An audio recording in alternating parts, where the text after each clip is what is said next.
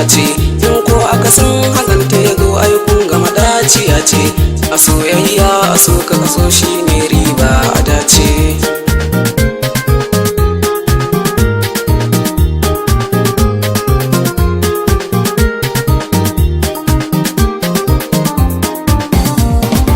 Soyayya na da daɗi amma sai in an yi dace.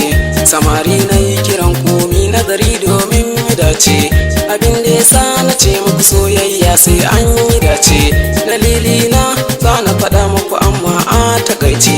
Samari masu soyayya ku biyo ni ku sha zance, domin ni na kasance yaro kullum zani zance. Wai domin na samu mai kyau za ta abar kwatance. A kwana a tashi sai na gano fa'iza za ta wuce. Dubanta da na yi da farko na ɗauka baturiya ce, sai da na ƙara duba sai na fahimci bahaushiya ce. Dama ni ina neman mai kyau ko da wace. Masoya sai ku duba bakin ba amma halinta. Abokai na mallagabi da fara komai ya ce. Fa'iza na je gabanta nai sai na rasa zance.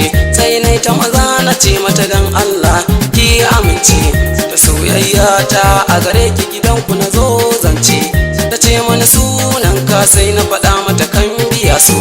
Na ce mata in kiya ce sai dai amma kar ki mance. Ta ce mani karkace komai dan sunan ka ya zan wance. Ta ce mani ta amince sai dai amma ba ta zance. Sai dai in turo gidansu game da kudin zance. A kullum ni tunani na a gani na ni na yi dace. Gidanmu na je na shaidawa su ma kuma sun amince. Daga nan muka fara soyayya da ita a gani na yi dace. Soyayya mun yi tare tamkar juna mun asirce. Zaka ganta da kamun kai kayi zaton wata kamula ce. Ko da yaushe ga hijabi kayi zaton wata malama ce. Ashe ni ban sani ba wallahi macijiya ce. Masoya ta sare ni ban yi zaton haka za ta kasance.